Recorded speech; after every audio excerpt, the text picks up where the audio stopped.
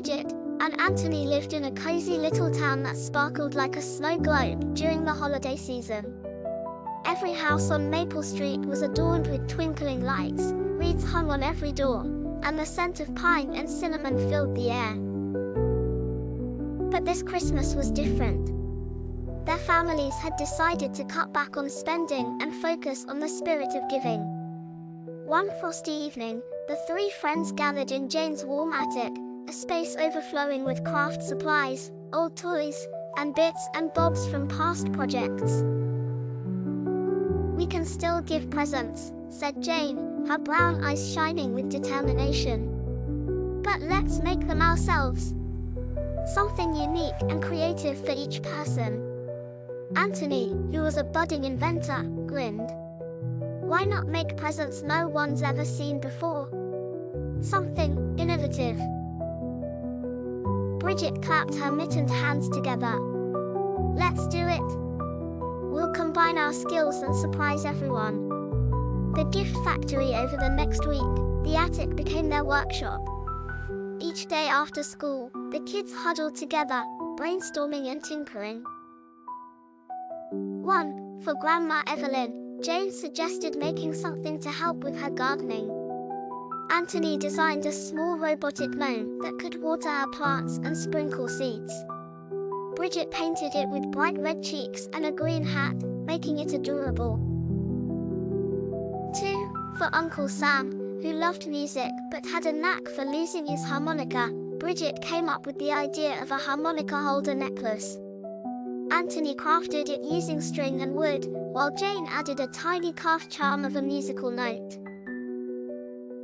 3. For their friend Mia, who adored Christmas but didn't have a tree this year, Jane had the brilliant idea of a mini, portable Christmas tree.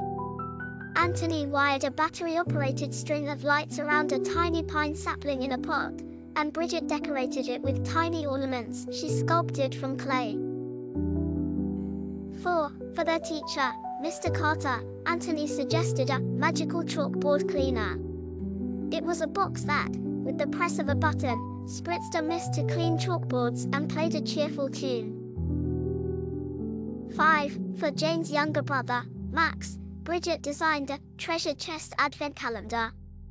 Each compartment was filled with a small trinket or sweet treat, and Anthony added a locking mechanism that opened daily. The big reveal on Christmas Eve, the trio delivered their gifts. The responses were better than they ever imagined. Grandma Evelyn laughed with delight as the gnome toddled around her living room. Uncle Sam immediately played a tune on his harmonica and promised never to lose it again. Mia's face lit up brighter than her tiny Christmas tree, and Mr. Carter declared the magical chalkboard cleaner a classroom revolution. Max, though, was the happiest of all. As he opened the first compartment of his treasure chest and found a shiny marble, he hugged Jane tightly. "This is the best Christmas ever." A lesson in giving. Later that evening, the three friends sat by the fire in Jane's living room, sipping hot cocoa. "That was so much fun," said Bridget, her cheeks rosy from the cold. "It wasn't about how much money we spent," Anthony added. "It was about how much thought we put into the gifts." Jane smiled as she looked at the glowing Christmas tree. "I think we found the true magic of Christmas, giving with love." And as the clock struck midnight, the three friends made a pact. Next Christmas, they'd do it all over again. The snow outside fell softly, blanketing the town in a peaceful hush, as the gift makers dreamed up new ideas for a brighter, kinder world. Please like, share and subscribe to my channel. Bye.